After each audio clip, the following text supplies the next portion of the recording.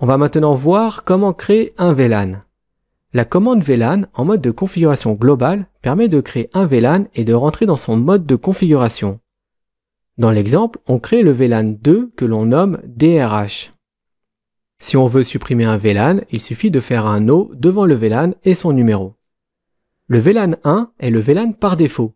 Les VLAN sont identifiés avec un numéro compris entre 1 et 1001. Il s'agit du range normal. Seuls les VLAN de 1002 à 1005 sont réservés pour les protocoles Token Ring et FDDI.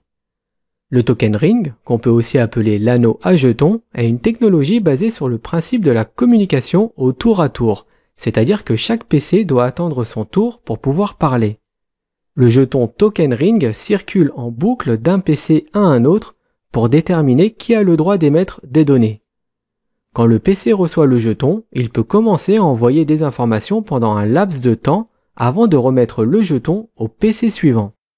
Et le FDDI est aussi un anneau à jetons utilisé sur de la fibre optique qui permet de détecter et corriger des erreurs. Pour revenir au VLAN, le VLAN par défaut et les VLAN réservés sont automatiquement créés et il est impossible de les supprimer.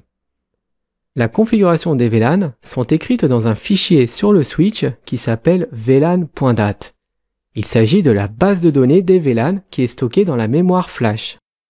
Pour afficher les VLAN de ce fichier, il faut faire un show VLAN dans le mode privilégié de l'iOS. Lorsqu'on connecte un PC sur le port d'un switch, il faut l'associer à un VLAN. Pour cela, il faut affecter le VLAN au port du switch.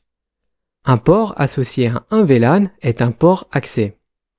La commande configure terminal permet d'entrer dans le mode de configuration globale.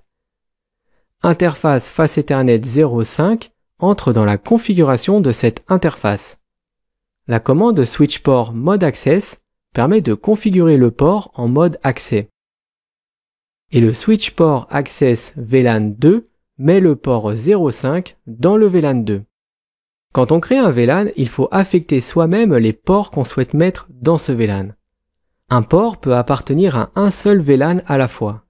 Par défaut, tous les ports sont membres du VLAN 1, qui est le VLAN par défaut. La commande show VLAN brief permet d'afficher les affectations des VLAN au port du switch.